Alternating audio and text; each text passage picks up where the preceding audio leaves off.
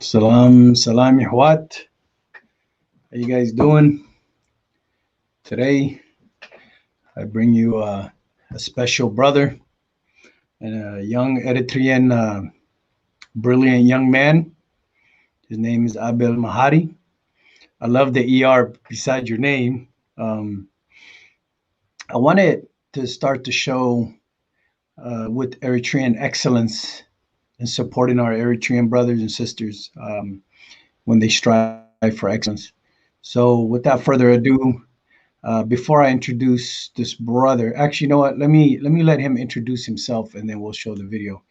Go ahead, Abel. Introduce yourself. Thank you, Captain. My name is Abel Mehari. I live in Minneapolis, Minnesota. Um, I am officially a Special Olympic athlete. I have been competing. This is going to be this upcoming year. I will be competing in my 12th season.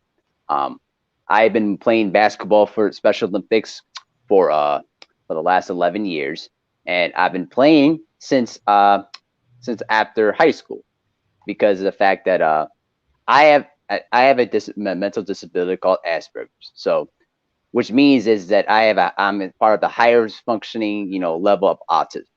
Now, I've been playing basketball since all my life, of course, but playing Special Olympics basketball has allowed me to exploit my talents and then basically mentally grow as a person and basically have a lot of my growing pains that has basically helped me develop as a person. At the same time, I've been able to use it, to help with my education and further along. Okay.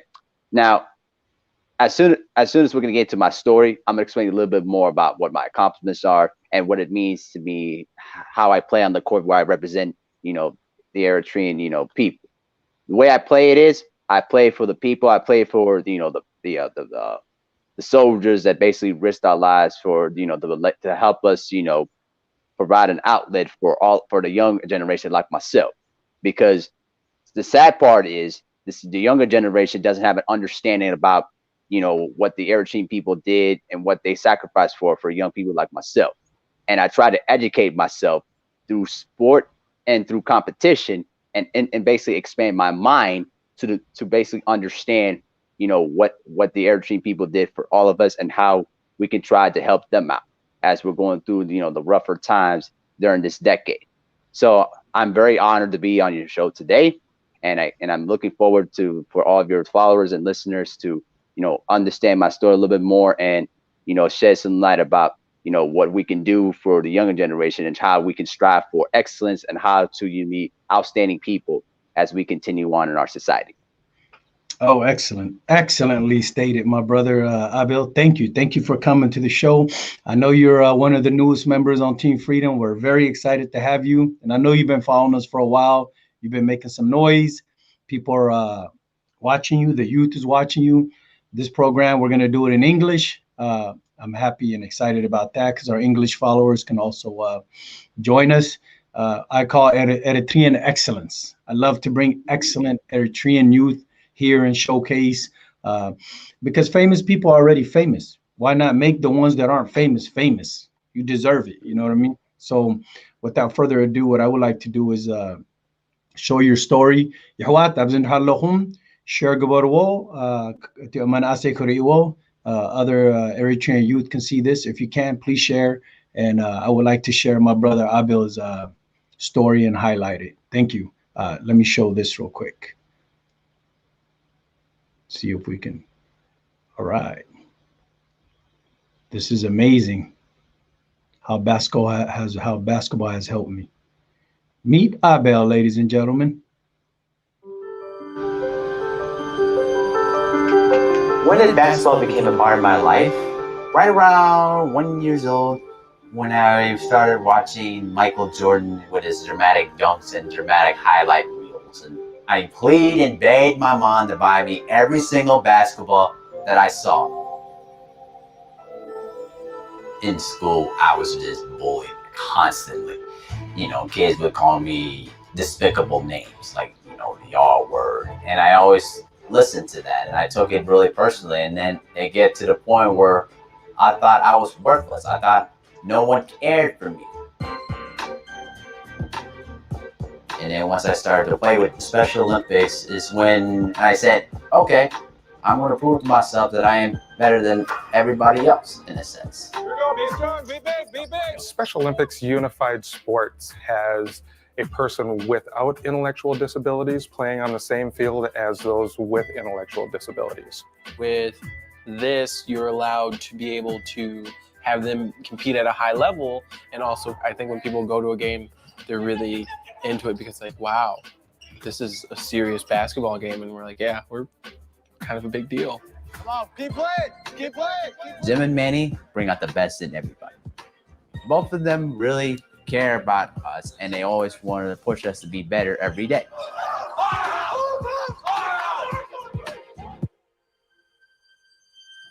Abeel is a very outgoing young man, and his confidence just continues to grow ever since graduating high school and now going to the University of Minnesota is fantastic. I've always wanted to go to U. Once my grade point average was high enough to get in there, that's when I took the chance, and the work paid off. That's when I got accepted to the School of Journalism. And so far, people understand me. They understand the stuff that I go through on a daily basis. They see the work ethic, and I always take pride in the fact that people understand that I'm willing to go the major distance to be better in every aspect of my life. He always wanted to be a sports journalist. He's always wanted to work for ESPN. He's like a walking encyclopedia when it comes to the NBA. Two favorite Garden moments. One, when Michael came back from baseball, dropped 55 points. It was like, think of it as if like a Broadway musical, and your favorite actor made his return and then puts on a show of a lifetime. That's what Michael Jordan did in the Garden.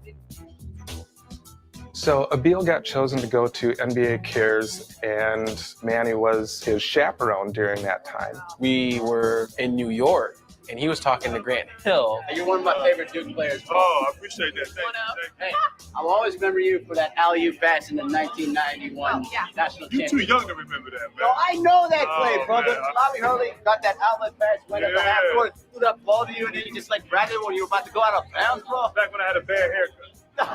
Good point, bro. Abeel Mehari. Woo!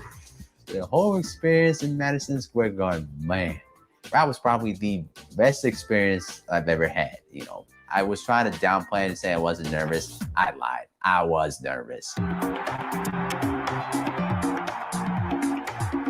Did pretty well, though.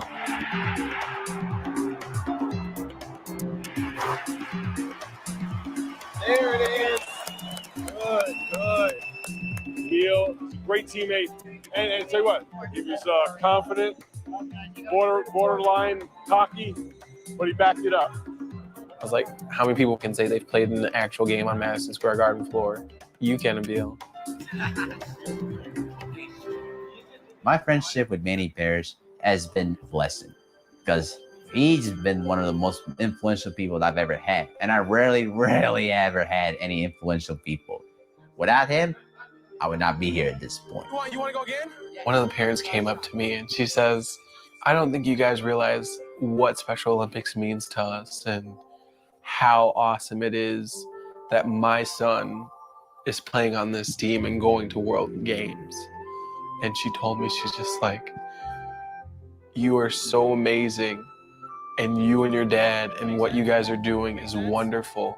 It's one of those things where you go and you realize that my one night a week can be such an impact for one of my players' lives that I didn't even realize that meant that much to them, and that parents are able to come to me and go, I would trust you to teach them and to develop them into a young man. And like, for me, like, I'll never forget that.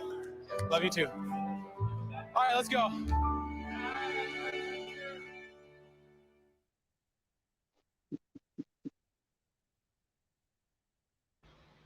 That was excellent, Abel. Love it.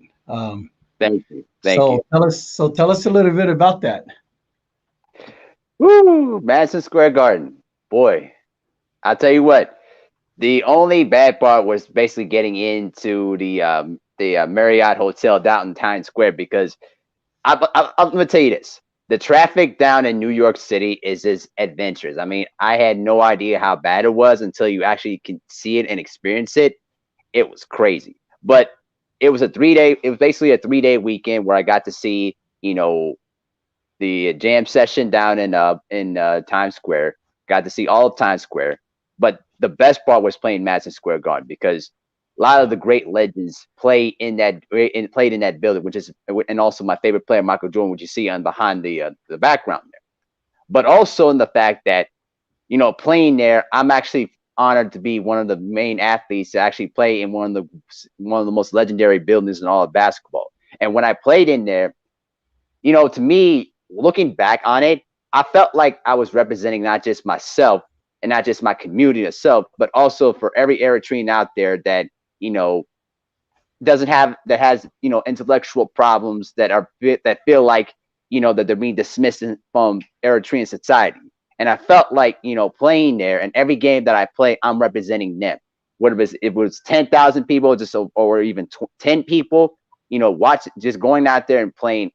I play with a heavy heart on my sleeve every time, playing for not just for the country country itself, but also in the fact that I'm representing, the youth that feel like that are being dismissed, that are being, forgotten of. And I try to do my best to try to share my knowledge and wisdom with them, so that way they can continue to pass it on for the next generation. But playing in that garden, I actually had 10 points, 6 rebounds, and 4 assists in that game, and had 2 NBA 3-point shots. Yes.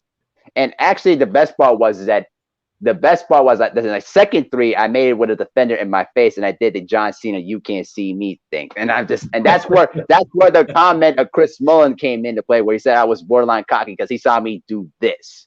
That's where it came from. That was Mullin? That was Mullin? Yeah, that was Chris Mullin, who coached at St. John's at the time. But that's where the borderline cocky comment came from. And if I ever see him again, I'm gonna certainly show that clip, and we're gonna have to talk with that. How far back were you at the 3? Were you on the line? Yeah, I was on the line. I was actually, as far as I remember it, though, I was actually like inches away from the NBA 3-point line, and it switched it nothing but net. But I did remember the first time around, I was actually nervous, and I airballed the first one. I was like, okay. I got the nervousness out of my way, so I can just settle down and just play. And I actually did pretty well, though. So I just actually calmed down and just actually, played my game. But it was an enjoyable experience, and I got to see, the 3-point contest, got to see the All-Star game. And, looking back on it, from then up to now, I can say to myself now that I'm actually one of the few Eritreans in our society that played in the garden, but also in the sense that we can do something with ourselves, because you know what I mean. Unfortunately, I don't have the intellectual capability to understand Tigrinya. I can understand it literally, intellectually a bit, but I can't speak it very well. I have a hard time understanding it. But I always feel like I'm always culturally connected with Eritrea a lot, and I sometimes try to do my best to try to pay forward to the older generation. That way, that I know that I'm giving them my thanks for all of what they did for us. No, we respect that, brother. We appreciate you when you say intellectual capabilities and inabilities. Man, I see straight brilliance in front of me. I see natural and brilliant. I see a young man that's very, very strong. I see a young man that loves his people. And I know you stand with us with all the politics that's happening in Eritrea and so on. But yeah, you are an inspiration to me. One of few people that have any type of inabilities, but are the most capable. You know what I mean? Mm-hmm. It's Yes. usually, and that's how it usually works. If you have an inability, you're above society in your thinking process, because your body makes up for it. And watching you play ball and interact with us, we're amazed, brother. I'm amazed, and I'm proud to call you my Eritrean brother. And this is Eritrean Excellence Hour. You know what I mean? I know there's games going on right now, football and all that, and I know a lot of people are probably watching that, but that's okay. I think you are more valuable to me and Eritreans than any basketball or any famous person. You're famous to me. So let me ask you, Abel. First, how Sure. old are you? I'm 28 years old. 28 years old. You have any siblings? I do not.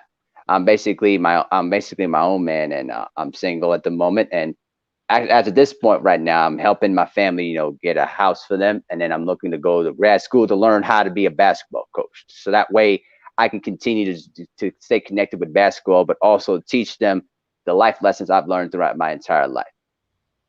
I love it. I love it. So no siblings. Lucky, lucky. You get everything for you, all that attention and love, right? No, actually, let me take that back. I actually have a younger brother and a younger sister, though. So let me take that back. When I meant siblings, I meant I don't have my own kids or nothing, but I'm saying I have own Oh, siblings. So let you me. have a sister and brother, no children. Yeah, exactly, exactly. Oh no, that's good. Take your time with the children. Take your time with the Hmm. children. It'll take a lot of time and energy. Take your time with the children. Just don't do like us Habashas and wait till like you're 40, 50 and then try to catch up on everything at once. You know what I mean? I know. No, that ain't happening. Yeah. No, yeah, that's the Habasha usual move. So let me ask you, have you played a Madigan Square Garden, right? Madison Square Garden, correct? Which is brilliant and excellent. Um, Hmm. for an Eritrean to even achieve that. People would never know this unless we brought you on the show. We have a Habesha that's played at the Madison Square Garden, right? Amazing. Hmm. Like I would have never known until I just saw I ran it when you sent me the YouTube thing. I was like, wow, we had a hidden gem this whole time. We sitting there in the chat room. I never knew. Have you ever Hmm. won any medals or any awards for what you do? Oh yeah. In fact, let me show you some right now for your audience too. In fact, in 2017, 2 years later, I also have an ESPY award right here. This is an honorary ESPY given to me by ESPN, basically for my contributions and work for Special Olympics during that period of time. Also, in the fact that we also went to LA and also we finished second place with a silver medal too.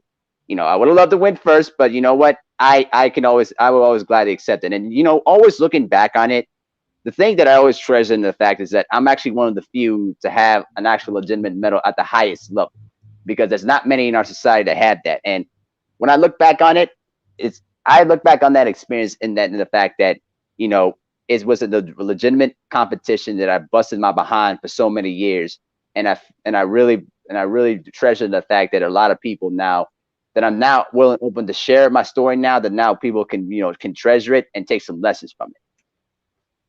I love it. I love it. Thank you for sharing. So you got two medals. You have the ESP. Show Yeah. that to everyone again. Yep. This is the SP trophy right here, guys. ESP. You can take a look right here. And There you go. ESPN gives out the SP trophy. Yeah, this was an honorary SP. It's actually I did not expect that coming. That was back 2 years later in 2017. Basically, it was for my contribution to work at Special Olympics, and a special thank you for allowing me for letting them share my story. And also, this is the silver medal that we won in Los Angeles with the World Games right here. And let me share you a little bit of story about that too. The learning from that World's Game experience to I met with a lot of different athletes from different areas of the globe. Unfortunately, I didn't see any Eritreans. And sad part, but the one thing that I always look at is that we're all in it together in one collective group.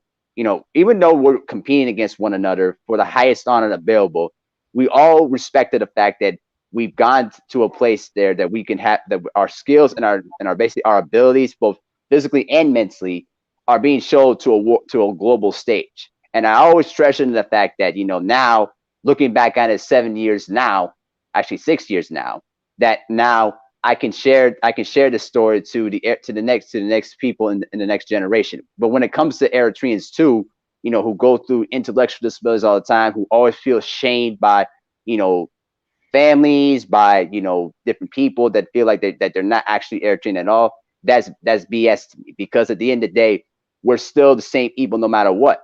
We have a unique gift, and we're utilizing our gift to the best of our ability, and we're actually getting better at it every single day. So I always tell people all the time, when you have a child that has an intellectual disability or physical disability or whatever, don't just neglect them. Embrace them. Show that you support them, and also push them to be the best of their ability every single day. Because by giving them that confidence and that belief within them, you're actually helping them out and realizing to them as they get older that they can make a difference every day in everyday society. Excellent. You know what? You hit a certain point that I like. I've been around some Eritreans where they might have a child that's special. They might have a child or intellectual disability or something. And what Eritrean parents tend to do is they baby the child. They baby the kid. Could be grown. The kid could be.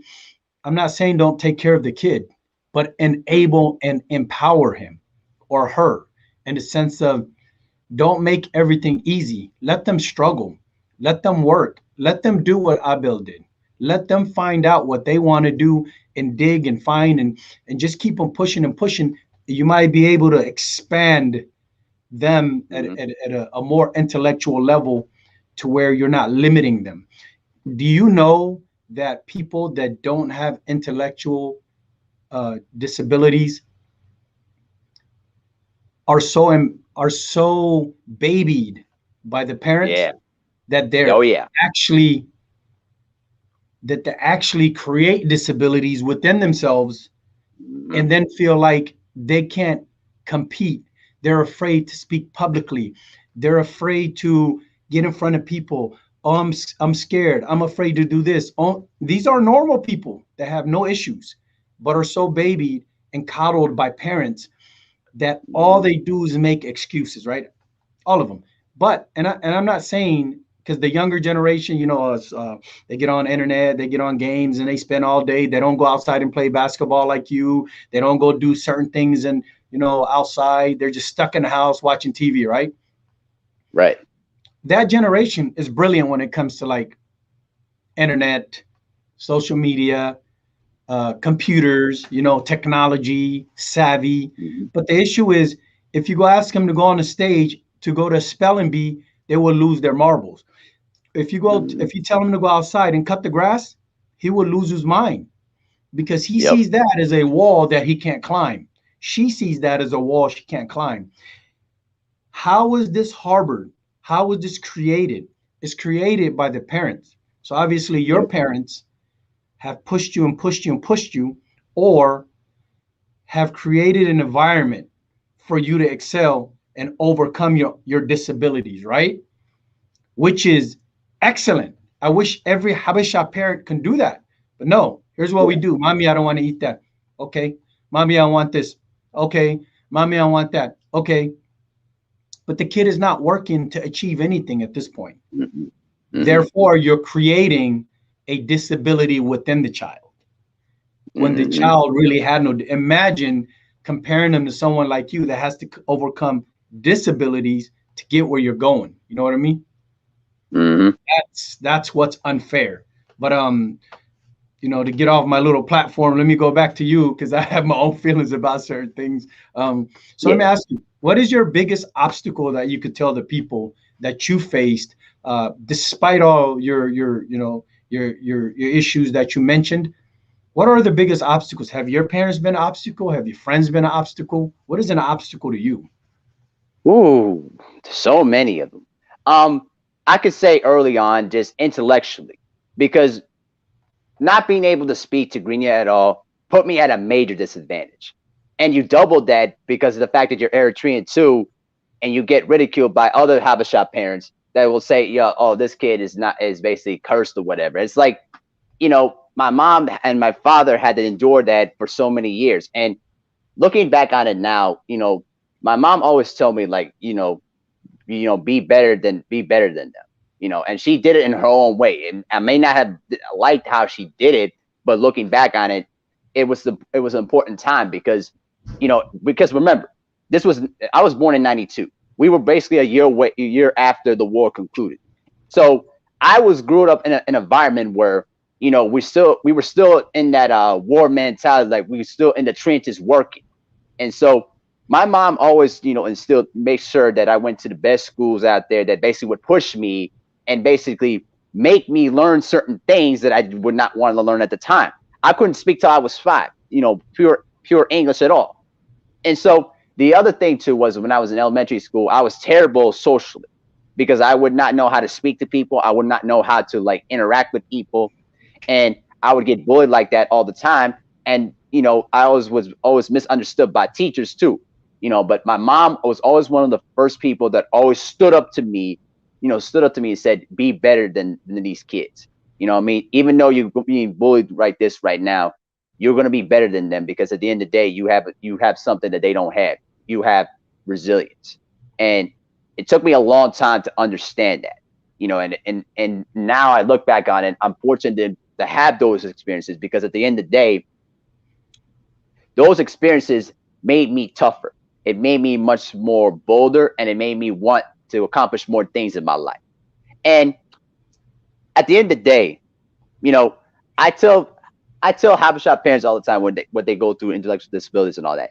Don't baby the kid. Push them, not too hard, but push them to where they know that they have to achieve more. Because if you protect them too long, they won't be able to handle, certain things in society. Like, let's say, for example, like if they wanted to, go on a date or if they wanted to, meet with a woman or something like that, not having those social cues or having the ability to, have a normal conversation is going to put them in a huge disadvantage. Put them out there and basically let them discover what the world is like and let them figure out how to, overcome those kind of challenges.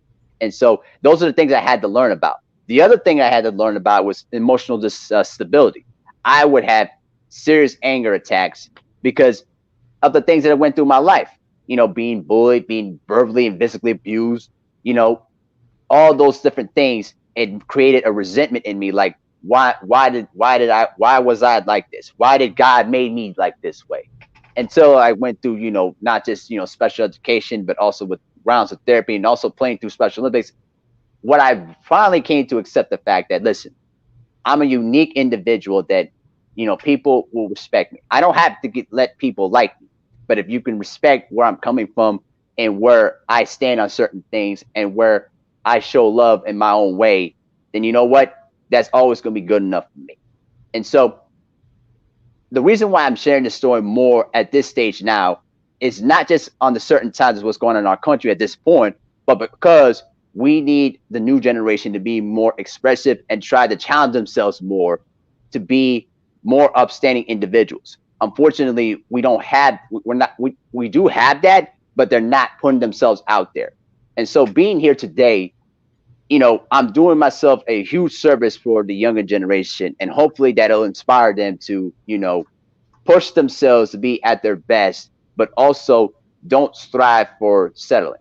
If you settle, you're not going to succeed in anything. And right now I'm trying to push myself now to try to do different things, like learning Eritrean culture more, learning my history, learning how to interact with Habesha people now. Okay. With Habesha women too, how to respectfully talk to them and how to interact with them. Those are the things that right now at this stage in my adult life, I'm basically learning how to do. And it's not an easy process. And I accept that because I've been through a lot of those same things in my life. So what I should tell people is, at the end of the day, no challenge can be overcome unless you decide that it's not possible. If you decided that the challenge cannot be beat, then guess what? You're already beat. Don't let that happen. Oh man, thank you so much. That's so deep. What's crazy?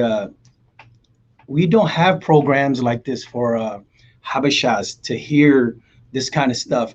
A Special Olympics participant, a person who's won medals, one of our own Eritreans, a young man that's overcome disabilities. This is excellence. I'd rather watch you for hours talk than watch all these other media sites and political, you know what I mean? Even though I'm involved in all this, you are my hero. You are our hero. And I don't want to be selfish and say only my Eritrean brother. You are my Eritrean brother. But let me expound on that for a second. I want to say Habesha excellence, because you represent the Horn as a whole, right? I don't want to steal you like everybody tries to do, like the bicyclist or the cyclist that won the medal in Eritrea. Mm-hmm. Excellent. I support that man. Excellent, right? But I can't be selfish and just steal him for Eritreans. I have to say Habesha excellence for the entire Horn, because this is about representing our people entirely, right? We have to share our wealth. We have to share our knowledge with the youth. But man, you're a true hero. I'm glad that we stumbled across you. You reached out. I was like, wow, this is amazing. You know, that this tells me Team Freedom is expanding everywhere. We're everywhere, in every corner, every dark light. We're every dark corner. We're lighting up the areas. I love it. Let me ask you another thing. I know you're very outspoken as an activist for against genocide, against the government of Eritrea, and you have the same viewpoints as I do. You're against genocide. You don't want people to die. You want people to survive, regardless if you're born there or not. But I also know you're anti-Eritrean regime, which is okay, because for me, I'm pro-Eritrean people, but anti-Eritrean government, right? That's my stance. Why have you come out publicly speak about that if you already have all these obstacles that you deal with on a regular basis? What made you want to be an outspoken activist for your people? Here's the reason why I chose to be this way. Is because of the fact that I experienced a lot of people that would spill, propaganda, throughout my whole life. In fact, I can remember when I was a kid, my father would watch EPLF, war documentaries, and I would see, a lot of the footage of the soldiers go out there and fighting in battle, which is I was scared of at the time because I didn't know what it looked like. But looking back on it now, it made me realize that we're basically a strong type people. Now, when it comes to the regime and all that, I feel in my personal belief that they have basically exploited the sacrifice of these soldiers and used it for their own personal gain. And I deeply resent that, because the fact is, my mom's father died in battle.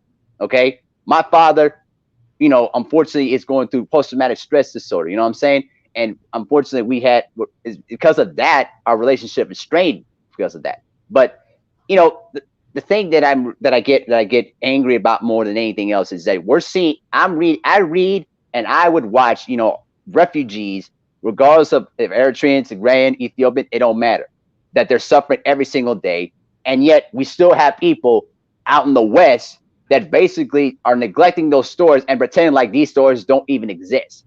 And I look at that and I was like, how could you sit there with a straight face and tell me that these stories are not true? If I could tell, listen, from a person of my position, if I could tell that these people are suffering every single day, and they know that if they go back to their own native country, that they're going to get either jailed or killed, how can you sit there with a straight face and not show any humanity at all?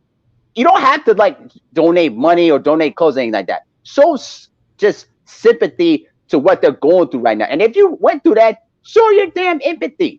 You know what I mean? It's just that kind of thing. It really irritated me a lot. And then I started noticing that, as I got older in my teens at this point, because I started taking pride in my heritage. But the thing that really clinched it for me is when I remember back in, 2016, 2017, the Helen Berhane store that I saw on YouTube.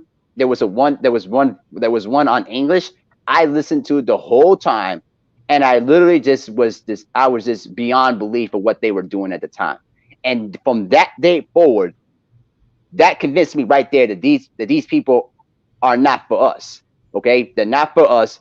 All they're doing is their own personal gain, and they're not trying to build a country. Listen, we fought 30 years for the country to be free, and we have used the sacrifices of these people, you know what I'm saying, and used it and basically disgracing their legacies and basically disgracing their sacrifice. And to me, I take deep offense to that, because every time I step on the court, every shot I make, I point to the sky with my heart and say that was for you guys, because that's my personal tribute, saying thank you for what you've done for us. And for them to do that made me angry more than anything else. That's why I'm now more spoken about it more than ever, but it's now intensified now with what's going on in Tigray at this point, because they're the same people, man. We speak the same language. We have the same culture, but we're letting these kind of governments, these kind of corrupt people, influence, our thoughts. You have your own individual thoughts. Read and listen to these stories and then come up with your own perspective. All right. Absolutely. And to me, that would anger me more than anything else. And from that day, and from this point forward, I said to myself, I gotta speak out more because they need our voices more than ever.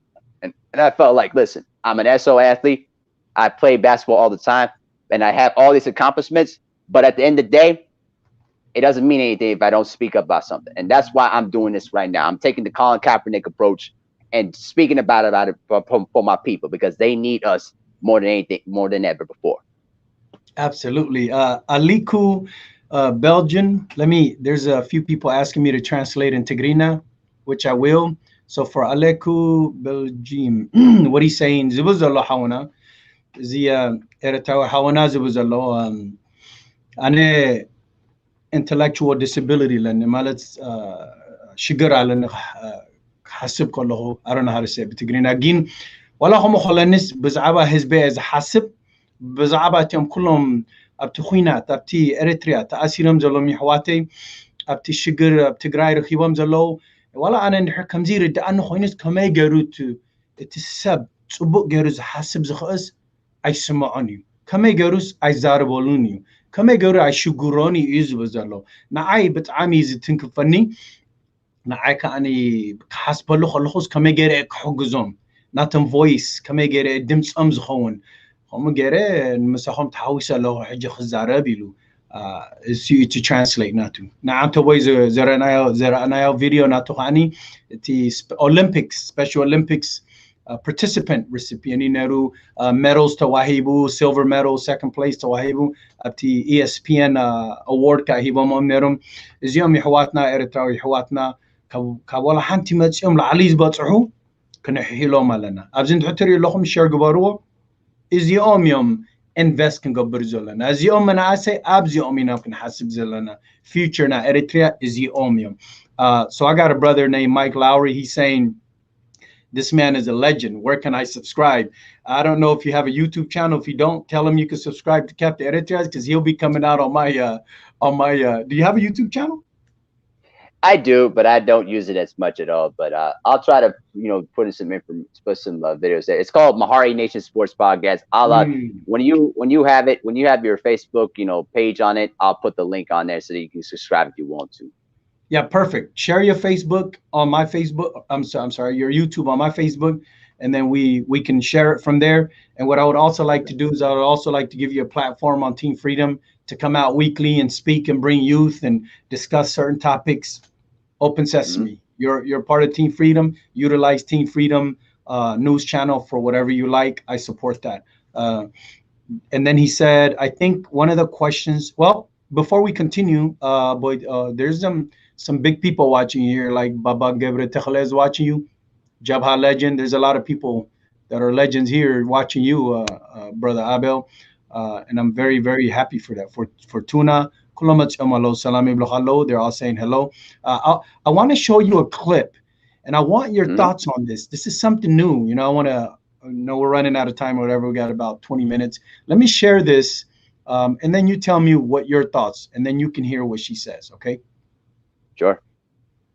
This is let me tell you how brilliant. Let me show you how brilliant the youth. That. It's just amazing to me. I seen this. People are telling me, hey, this is something we definitely got to aspire. Let me see. All right. Can you see that? Yeah.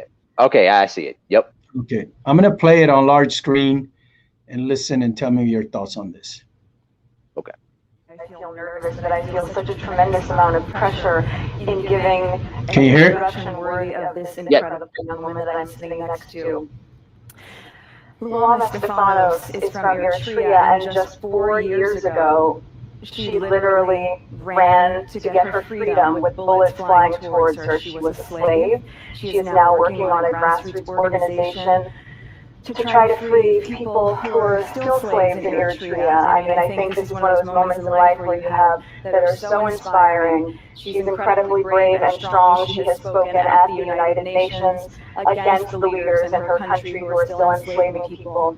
So it's funny, I feel very emotional about it because it's just so humbling and she's just so incredible. So this is Luana Stefanos.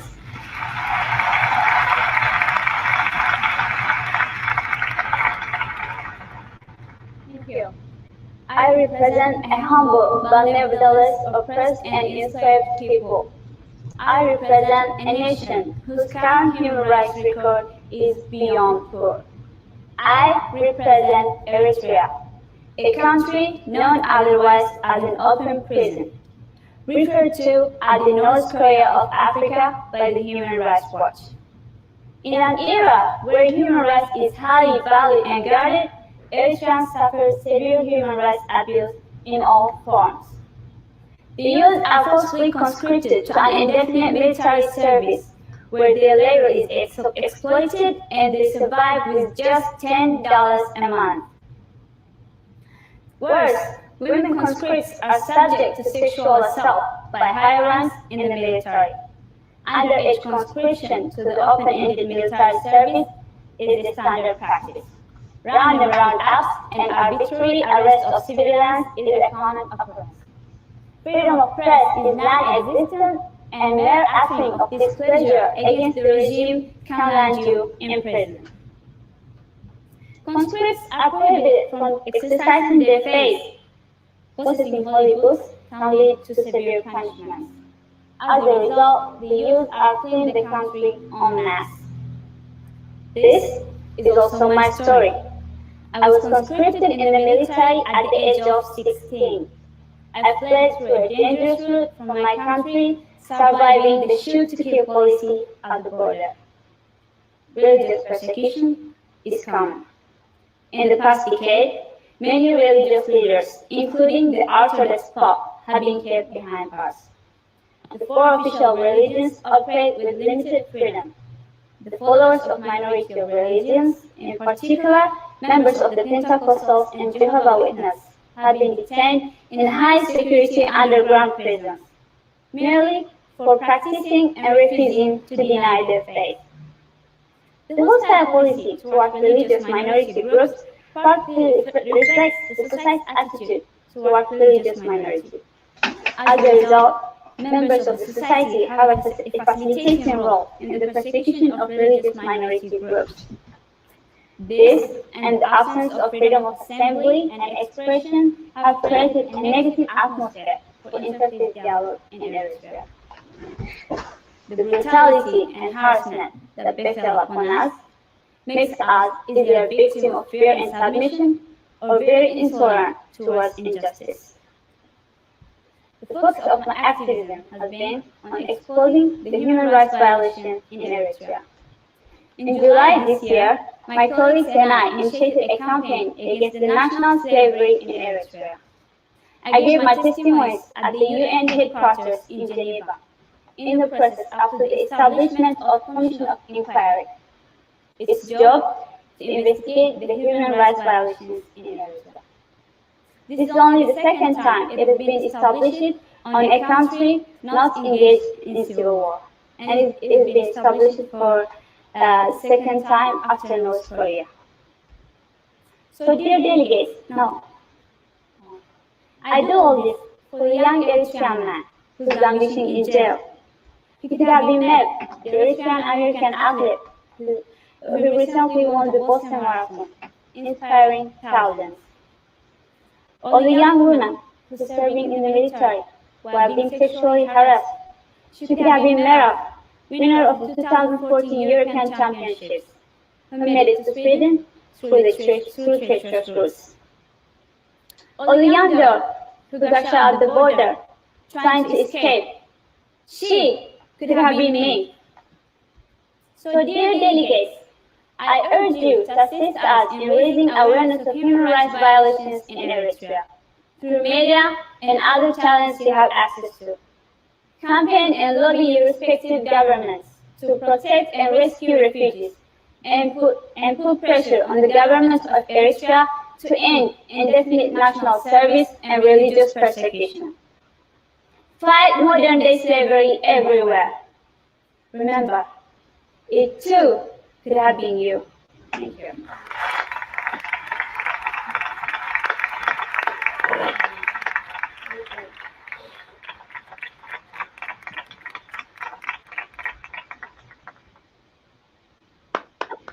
What do you think, right? Bravo, bravo. Hayal Azia. Hayal Yamish. Yeah, she's very, very powerful. A lot Yeah, of she people is. should see this. Is that me or you? Hold Not on, me. I think this Zik style. Let me see if I get it. Yeah, Z. Let me remove this from the stream. She's a very, very powerful lady, but how much how much do you think that's going to take off? There's a lot of Eritreans that have given their views on, how brutal the regime is, how bad Mhm. Eritrea is becoming. But sadly enough, it doesn't take any traction. Now she's starting a grassroots movement and this and that. But before we go to that topic, do you read what Rahwa Haila is asking you? She's asking, could you please ask him what he thinks about mental health issues that is tarnish every Eritrean household? We're losing a lot of young women or men and women because of losing hope. Thank you. Do you believe what our parents go through spill over to us and cause us mental health issues? Do you believe their PTSD also caused us an issue? Unfortunately, yeah. A lot of times, unfortunately, with a lot of Habesha parents, what they go through, you know, during the war, post-war, especially when you grew up in the village too, there's a lot of things that learned, from your parents that basically you get taught, you got passed down to your own children too. And unfortunately, you know, because of those things, you know, there's not many outlets for them to try to, settle their issues out. The issue that I see a lot of the time, and this is from my own personal experiences, that a lot of Eritrean men are too prideful to a fault. They don't like to, admit that there's an issue going on between us, that we need to either seek counseling or seek, some therapeutic help to try to, air out these issues and try to figure out what is causing these kind of problems. You know what I'm saying? And because of that, the children feel like they're neglected. They feel like they have to live up to the pressure of their parents because they weren't able to achieve a lot of the goals that they're achieving now. And basically the parents live through the children in a sense. And they feel so much pressure and to try to live up to those expectations to the point now where it's like, you know, they can't handle that kind of pressure, and they use different type of bad habits to try to block or try to cover up the pain of that traumatic experience. The thing that I have with the issues that I had with my father over the years was that he allowed the things he learned in his life to to basically dictate how he parented me. Now I'm thankful in the fact that I did not done a lot of the bad things he's done to me, but there were times where where I inherited his outraged personality, his anger, or things of that sort. And it took me a long time to understand the fact that what, that's not me, that's not who I am. What he was, he learned that in his life, but I'm my own man now, that I can basically be my own man under my own terms and be the better person than what he was. And the thing that I would want to tell a lot of young people, and especially a lot of Habesha parents too, is don't run away from the problem. Face the problem head on. And if you need to seek counseling, if you need to seek therapeutic counseling to try to figure out solutions, a way to try to communicate better, or to basically express your emotions better, do that, because there is no shame for that. I think shame is what's causing a lot of these problems too, and it's unfortunate, man, because I've heard stories about young people taking their own lives because of those family issues, and it basically leaks out to their societal issues outside of the family, at the family home. And so I would advise people, man, just find a positive outlet that's going to allow you to express your inner feelings, and let people listen to you without feeling like you're going to be rejected or feel neglected in that sense. And I hope that answers your question too. Thank you, Abel. For our Tigrina speakers, Antobo is a hatata Tigrina Tazarab. Haftuna videos are a whole, she was saying, Tivilnera, Kap to regime, Kahadum Koloho have Eritrea, Bishu Garum Harmony shoot Governorum. shoot to kill policy alone to Benera. Come gala get what's egin, but Jahum Tazarubu Haguzuna Nati Hagaz Lioma Adina Tazarabulum Dimsukunulom at Benera. It's a regime gin, but the religion Kanzaravan Khalnina, Itana Anesti Immatsa, the conscription of the Sawa, Komugerat Galisnera, Mukula Alam. I suspect this video is new, not a Hadish Narkoinu, viral. I was lucky to share it here today. I'm very, very proud of her. Jigna, Komila was Ahad Zarab, I Farahna. So Tsubuk Yamazgina Hayale. Alex or ET Alex, Team Freedom go to Asmara and fight size. Very possible. Gin. Logistics, there's a lot of things that come into play, but in the her support diplomacy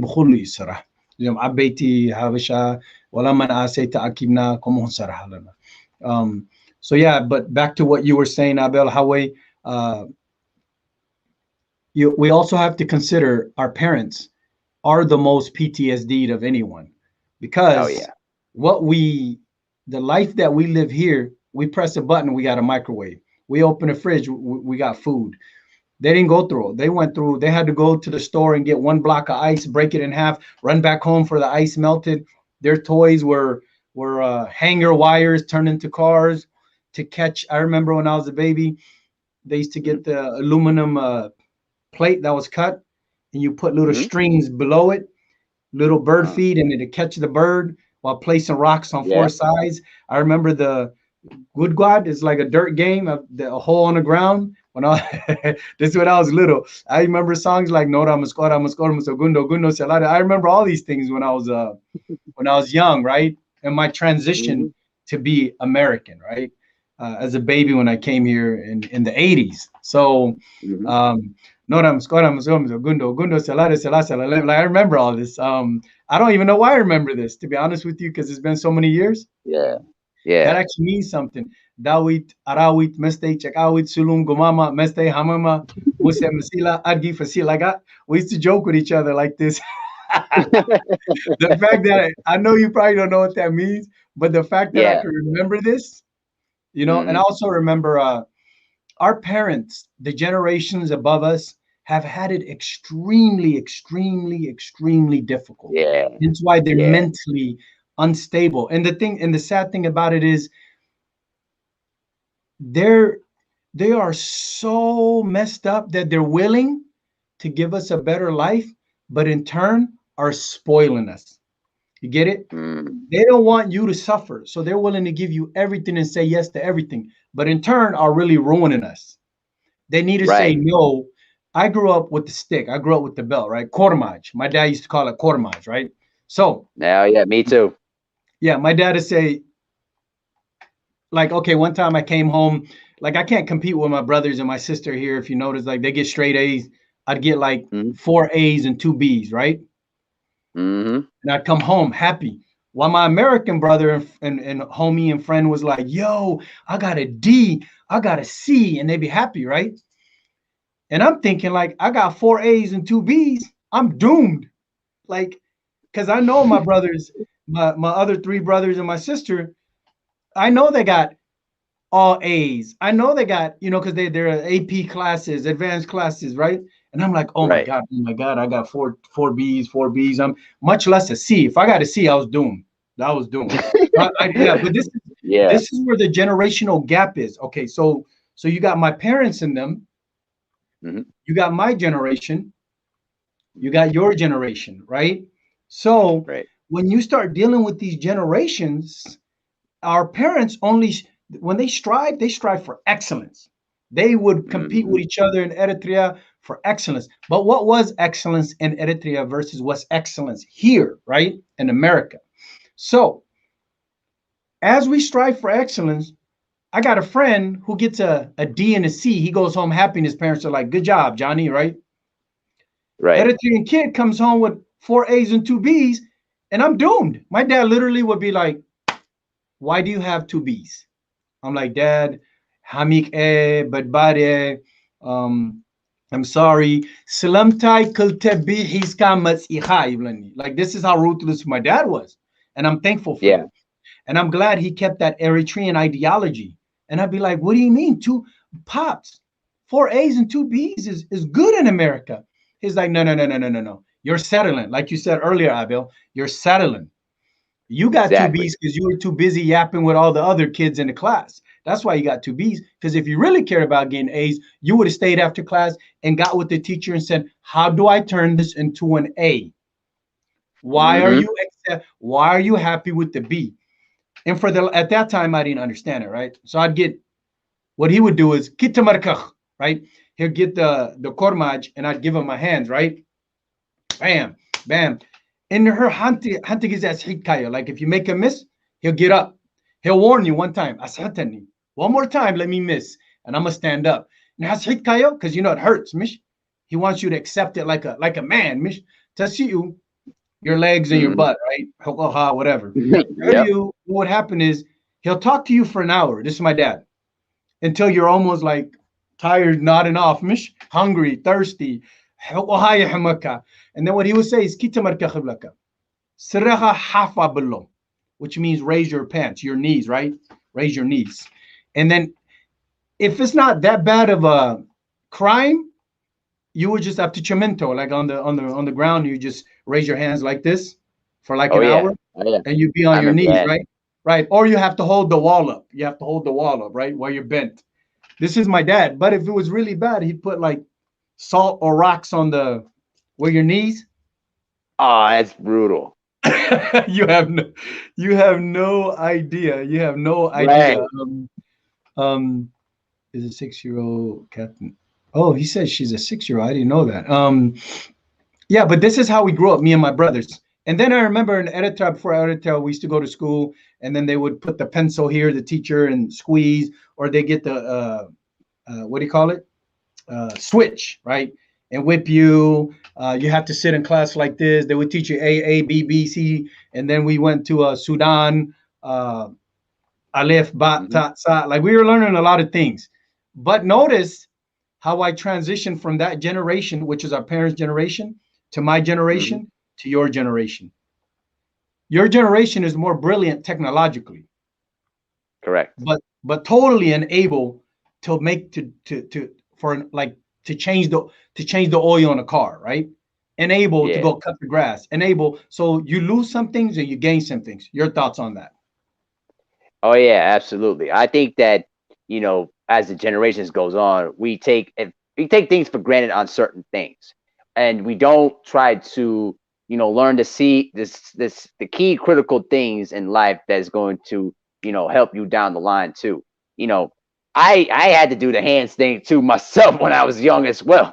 So except for the knee part, of course, but I did the thing though too, and my dad had the letter strap. If I did anything bad, it's the letter strap. Okay, but I think that at this point, you know, there's a bit of a a gap of our generations because we have all the advantages out there, but we don't utilize it effectively to try to make us better. If you ask like a young person right now, I don't care what race it is, if you ask them, hey, go ahead and cut the grass and learn how to use the grass, mower or whatever, they wouldn't know how to do it because basically they're thinking is, well, how do you do the damn thing? You know what I mean? Because you would basically your parents never taught you how to do it in the first place. So the thing that I'm always, grateful about, my parents is that they never settled on anything. Even if I had a bad game or something like that, my mom would look at me like, Abel, you can play better than that. Okay. You basically played like you didn't want to play out there. Play your basketball game like you're about to die. You know what I'm saying? That was the mentality I always kept every time. And I'm like, what do you mean by basically play out there like you're about to die? And then she would go into stories about her father, and then it started clicking in my mind, like, you know what, I gotta play like every game is like it's my last. That kind of mentality. You know what I mean? So, but yeah, that's just my 2 cents. Oh, excellent, excellent. Oh, thank you, Abel. So our sister Frowana Johannes was saying that video we just saw was 6 years old. and I didn't know that. I love it. It's probably already went viral. Thanks for Wayne. No, Abel, you're right. Another thing is I play sports. I play basketball. I played soccer. My dad was exactly the same. He'd be like, if you're gonna do this, put your all into it. If not, don't waste time, right? Don't half nothing. He would literally tear down an engine in a working vehicle, right? Break the transmission down and show us how to put it back together. And he expects us to stand there for 6 hours as he put a transmission back together. We're like this, right? And then I remember one of my brothers had his hand on his hip like this. He got up, hit him, and we were like, whoa, what just happened, right? Don't ever put your hands on your hip. Oh no. Oh yeah. I said, Dad, I don't understand. You're a man. Don't put your hands on your hip, and don't ever in your life stand in front of me like this. Oh Who's yeah. in charge? I said, what, Dad? He said, who's in charge? I said, you're in charge. You're the father. So then why would you stand in front of me like this, like you're in charge? At that moment, I was like, wow, I never thought about that. See, you guys wouldn't know that, the younger generation. Kubura Bona, let's say Boy Gabriel came to talk to me, right? You will never catch me talking to him like this. No. Because it's embedded in my head. I'm always looking around when I do this, even though in the military, they teach you not to do this either. I'm always looking around for my dad somewhere around me, God rest his soul, to come and bow, catch me from behind, right? There's certain things that the youth don't know. You don't put your hand on your hips like this, or, like that as you're in it. It just depends. It's, all the machismo stuff and all that's changing with society, right? To each his own. That's okay. I don't knock for anybody how they live their life. I'm just trying to explain to you how we grew up, right?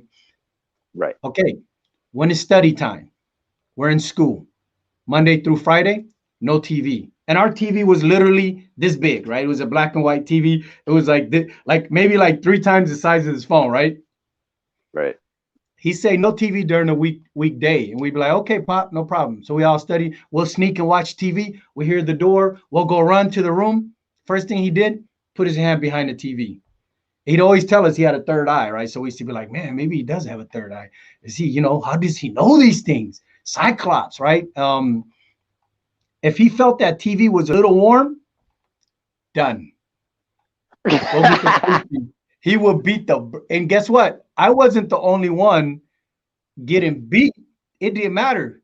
It was mass punishment. All of us was getting it, so we'd all get beat and no one wanted to snitch. He didn't care. He didn't even care who did it. We would just all get it. And I used to be like, what's the big deal? Gosh, it's not a big deal. You know what I mean? Then I realized he wanted us to progress here. He didn't want us to be stuck watching TV and cartoons, be 50-year-old men with the mind of 15-year-old boys. You know what I mean? He wanted us to progress, to be leaders and men. And as you can see, my brothers are all successful. My sister's successful. No one makes any excuses. They're all go-getters. They're all achievers. This is what I don't want the youth to lose. You know what I mean? I know I'm jumping all over the place, but the sister that spoke, she said, this is what she said. Age 16, conscription, which a lot of head deaf and people who support the size for you say, no, there is no conscription age 16. We all know Sawa. It's not a secret. She said sexual abuse by the leaders during conscription. So people like Yamane Monkey, General Filippo, these people that run Eritrea take advantage of our little sisters. You know what I mean? That's what she's saying. Leaders within the Sawa, the captains and the sergeants and whoever, right? She said there's a shoot to kill policy. She said there's a religious persecution and then imprisonment underground. She covered all these bases, right? These are people that have lived in Eritrea and are coming back. But you got people like, there's a lady that works at an ice cream parlor in Los Angeles, I think. I don't know, California. I don't really want to say her name because we have a great show and I don't want to ruin it. She went to Eritrea and she's FaceTiming, or she's, live showing how Eritrea is this and that. But what I think they fail to realize is we know when you go over there as a tourist, they're gonna take you to the nice places, show you the nice areas. They're not gonna take you to Sawa and show you them beating the conscripts, right? They're not gonna do that. And they're gonna show you everyone only eating aris and tata and churro every day with no water or food. They're not gonna show you that. So it's like they want us to buy this propaganda ideology that we're not gonna buy into when we have technology and know everything that's going on there. I could look at through Google. Google's your best friend. I could check out Yep. the revenue of Eritrea yearly. I could check out the geopolitical level, what Eritrea's revenue is, what comes out of Eritrea, how Eritrea sells 50% of our gold mining company and assets to different countries. Our people don't prosper, $10, $20 a month or whatever it is. We know all this. I don't need anybody to tell me this.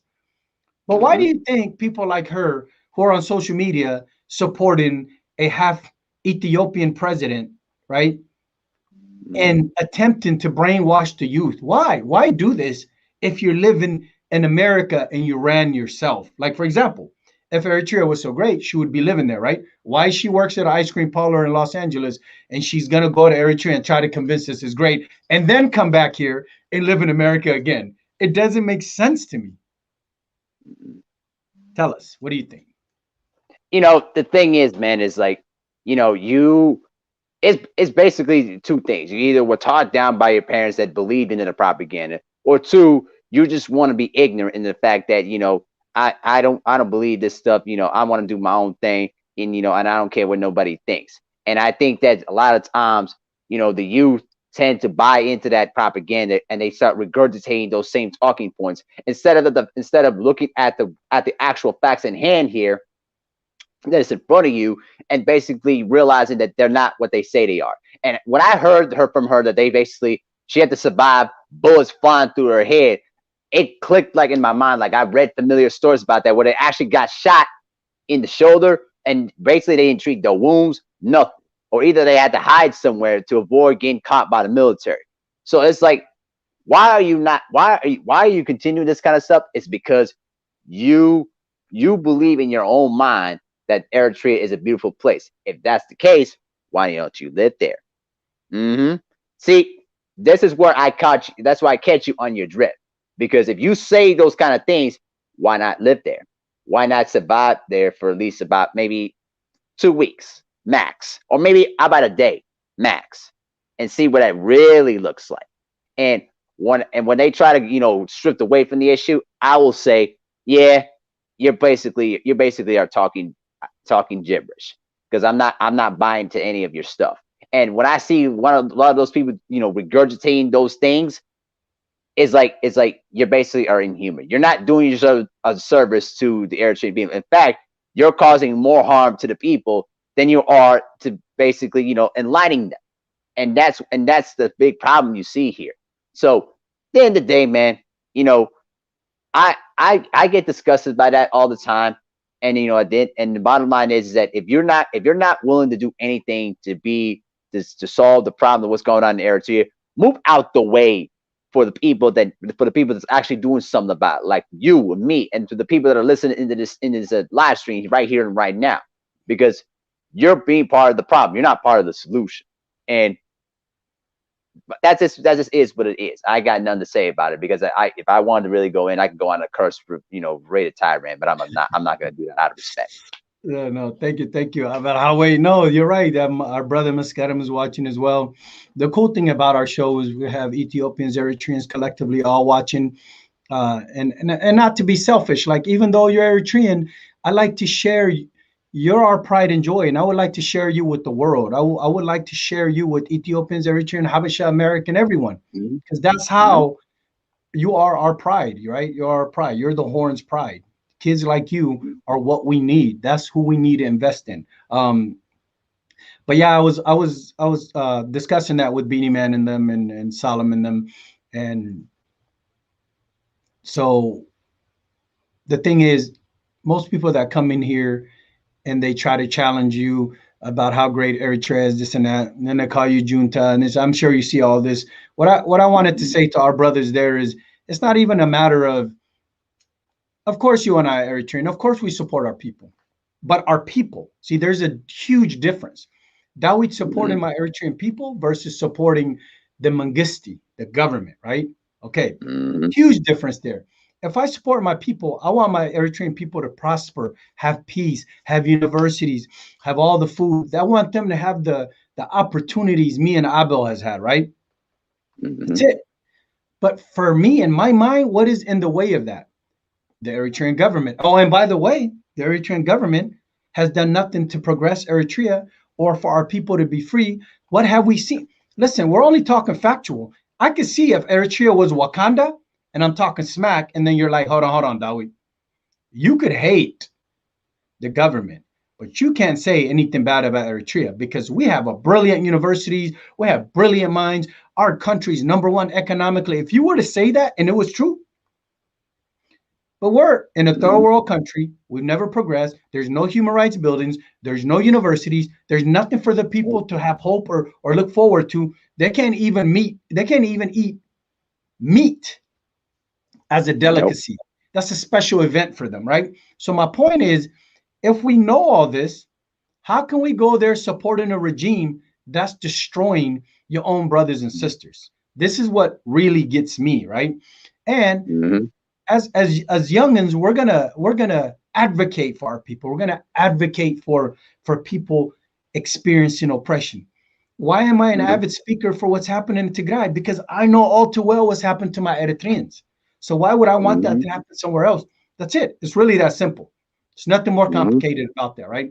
But there's none of these people that go there and tell you how great Eritrea is could come here and they all live here. And when they all argue with you, they argue with you in what? They all argue with you in English. Yep. Why is that? Because they all ran from Eritrea and they all live somewhere else and they all argue with you in English or Tigrina. Yep. And if you notice where they live, Canada, Germany, Sweden, America, none argue with you from Eritrea. Because you know why? There's no internet. So you hit it right on the head. It's a bunch of nonsense, and they're just feeding you nonsense, and we all know what's happening. But I wanted to give a shout out to I know you've been paying attention with me at our chat groups, the U.S. Embassy in Eritrea. Yep. Look, they've been extremely active, and they've been throwing some blows at all Higdef publicly.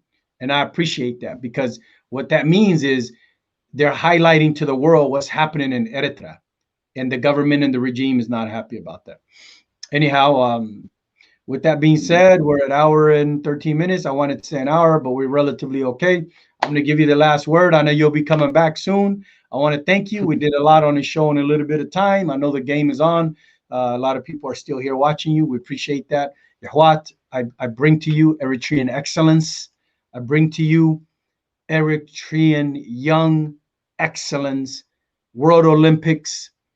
Where did you play? At the Madison Square Garden, New York City. Madison Square Garden, New York City. Olympic participant, won medals, has a disability, and has overcome all this to be excellent. And with all this, he still thinks about his people and his Eritreans that are suffering and came out to speak on their behalf. Go ahead, Abel Hawaii. Tell them how you feel. Tell them what you want to tell them before we roll out and tell them goodbye. Yeah, I want to personally say that. Give the youngest a motivational speech. That's what I would like. Okay, sure. Well, I want to tell the youth simple as this: don't settle for mediocrity. Fight for excellence. Push yourself to be the best person of yourself every single day. I try to do that in every aspect of my life. When it comes to socially, intellectually, anything that I want to put my hands on, I want to push myself to be the best version of myself every single day. So when you're seeing what's going on in Eritrea right now, and you're seeing how much the people are suffering every day, be in their shoes, learn from their perspective, listen and read their stories, and understand what they're going through. If you're sitting out here on your phones all the time, go watch a documentary about what the refugees go through all the time. Go read some articles, go read history books, learn about your country. Okay. Learn about what the sacrifices a lot of these people went through to try to create opportunities for us. Because right now, the youth have no direction of where they wanted to go. Okay, if we could teach one person how to basically be upstanding individuals and fight for freedom, then you know what? We succeeded in something. If we can make it to 2 people, 3, 4, and make it through 10, all the way up to 100, then you know what? We've made an impact on something. But we have to start doing it now. It cannot wait anymore. Okay? I want to personally thank, Captain Eritrea Dawit and Team Freedom for allowing me to, speak on my story and, touch upon certain things that I remember as a kid, but also things that, a lot of us don't understand, that hopefully that we can use to understand in the fact that, our parents thrive for excellence all the time. You may not like how they approach it to you, but they coming from a perspective of don't be like us and don't settle on anything. So that's my message to the youth. And I want to personally thank you, Dad, for allowing me to speak on it. And hopefully that this will inspire people to continue to speaking out. Excellent. Don't go yet. Let me go with you, because I know you'll click out, right? Yeah, no, man, you're an inspiration. I want you to come back and speak to them again. You have the password to Team Freedom. You could come in and discuss any topic, bring whoever you want. I want to continue to show Eritrean excellence, Habesha excellence, Tigrayan excellence. I don't care. As long as it's excellence from the horn, I want to show people that are represent our people, right? Our people. And I want them to come out here like you did and show them what you're capable of despite your obstacles. I want people to understand, stop coddling the youth, make them work for, make them work for it. Make them open their mind up and do what they need to do. This is Habesha issues, right? And then if there's mental issues, go seek help. Go seek help. Empower the children, empower the parents. Stop making excuses for them. Brilliance and excellence can be achieved, but you got to work for it. You just don't, it just doesn't get thrown into your brain and you just create it. You got to pay the price for both, and you can achieve that. With that said, Hawate, bring your children to watch this show. This was an excellent show. If you have young children that need to watch this, you can see Eritrean excellence right here on the show, or Habesha excellence, any kind of excellence. I'll be bringing on anybody that is willing to give their story and to advocate for our people and to be a role model for the youth. Thank you, Captain Eritrea, Team Freedom, Abel Hawe. It was a pleasure. I'll be calling you here shortly anyways. One love. Let me know when you come back on. All right. Thank you, brother. Ciao, Yehoah, ciao. We love you guys. Happy Sunday.